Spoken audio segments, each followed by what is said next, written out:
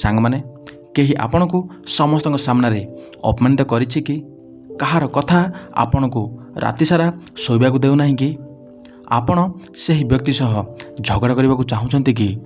ଅଟକି ଯାଆନ୍ତୁ, କାରଣ ଦୁନିଆର ସବୁଠାରୁ ବଡ଼ ପ୍ରତିଶୋଧ ପାଟିତୁଣ୍ଡ କରିବାରେ ନାହିଁ, ବରଂ ନିଜର ସଫଳତା ଦ୍ୱାରା ତାଙ୍କୁ ଚୁପ୍ କରିଦେବାରେ ହିଁ ଅଛି। ଆଜି ଆମେ ଜାଣିବା କିପରି ଆପଣଙ୍କର ଦୁର୍ବଳତାକୁ ଶକ୍ତିରେ ପରିଣତ କରିବେ, ସେହି ଅପମାନିତ ମୁହୂର୍ତ୍ତକୁ କିପରି ନିଜର ସଫଳତାର ସିଡ଼ି କରିବେ। କାହିଁକି ବଡ଼ ବଡ଼ ସଫଳ ବ୍ୟକ୍ତିମାନେ ଅପମାନ ପାଇଲେ ରାଗନ୍ତି ନାହିଁ, ବରଂ ହସନ୍ତି। ଚାଲନ୍ତୁ ଜାଣିବା ସେହି ମାନସିକତା ବା ମାଇଣ୍ଡସେଟ୍ ବିଷୟରେ, ଯାହା ଆପଣଙ୍କର ଜୀବନ ବଦଳାଇ ଦେବ।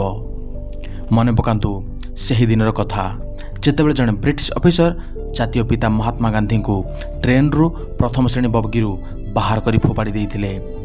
ଗାନ୍ଧୀଜୀ ସେଠାରେ ଝଗଡ଼ା କରିନଥିଲେ, ସେ କେବଳ ଗୋଟିଏ କଥା କହିଥିଲେ, ତୁମେ ମୋତେ ଟ୍ରେନ୍ରୁ ବାହାର କରିଦେଲ, କିନ୍ତୁ ମୁଁ ତୁମକୁ ମୋ ଦେଶରୁ ବାହାର କରିଦେବି। ଏହା ହିଁ ହେଉଛି ଅପମାନର ସଫଳତାର ବଦଳାଇ ଦେବାର ଅସଲି ଶକ୍ତି। ପ୍ରଥମ ଶବ୍ଦ ନୁହେଁ, କାମ କଥା କହିଥାଏ। Let your success make it noise. ଯେତେବେଳେ କେହି ଆପଣଙ୍କୁ ଅପମାନ କରେ, ତୁରନ୍ତ ଜବାବ ଦେଇ ନିଜର ଶକ୍ତି ନଷ୍ଟ କରନ୍ତୁ ନାହିଁ। ଯଦି ଆପଣ ତାଙ୍କ ସହ ଝଗଡ଼ା କରିବେ, ତେବେ ଆପଣ ମଧ୍ୟ ତାଙ୍କ ସ୍ଥଳକୁ ଖସିଯିବେ। ନିଜର କ୍ରୋଧକୁ ଏକାଗ୍ରତାର ବା ଫୋକସ୍ରେ ବଦଳାନ୍ତୁ ଏବଂ ନିଜର କାମରେ ଲାଗିଯାଆନ୍ତୁ। ଦ୍ୱିତୀୟ, ଅପମାନକୁ ଇନ୍ଧନ ବା ଫୁଏଲ୍ ଭାବରେ ବ୍ୟବହାର କରନ୍ତୁ।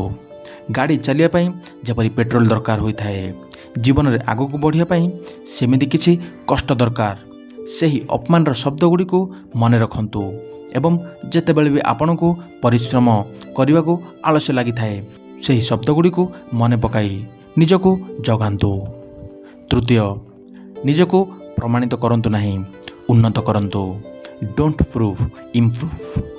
ଅନ୍ୟକୁ ଭୁଲ ପ୍ରମାଣିତ କରିବା ପାଇଁ ନୁହେଁ, ବରଂ ନିଜକୁ ଶ୍ରେଷ୍ଠ କରିବା ପାଇଁ ପରିଶ୍ରମ କରନ୍ତୁ। ଯେତେବେଳେ ଆପଣ ଏକ ଶିଖରରେ ପହଞ୍ଚିବେ, ସେହି ଅପମାନ କରୁଥିବା ବ୍ୟକ୍ତି ନିଜକୁ ନିଜେ ଲଜ୍ଜିତ ହୋଇଯିବ। ଚତୁର୍ଥ, କ୍ଷମା କରିବା ଶିଖନ୍ତୁ। The power of forgiveness.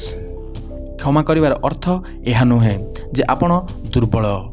କ୍ଷମା କରିବାର ଅର୍ଥ ହେଉଛି ଆପଣ ସେହି ବ୍ୟକ୍ତିର କଥାକୁ ନିଜ ମସ୍ତିଷ୍କରେ ରଖିବାକୁ ଚାହୁଁନାହାନ୍ତି। ଯେତେବେଳେ ଆପଣ ମାନସିକ ସ୍ତରରେ ସେମାନଙ୍କଠାରୁ ମୁକ୍ତି ହୋଇଯିବେ, ଆପଣଙ୍କର ସଫଳତା ପାଇଁ ରାସ୍ତା ସଫା ହୋଇଯିବ।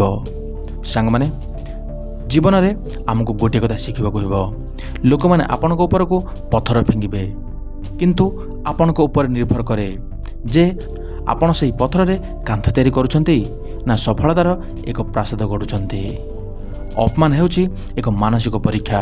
ଯଦି ଆପଣ ନିଜର ଲକ୍ଷ୍ୟରେ ସ୍ଥିର ରହିବେ, ତେବେ ଆଜିର ଅପମାନ କାଲିର ଗର୍ବ ପାଲଟିଯିବ।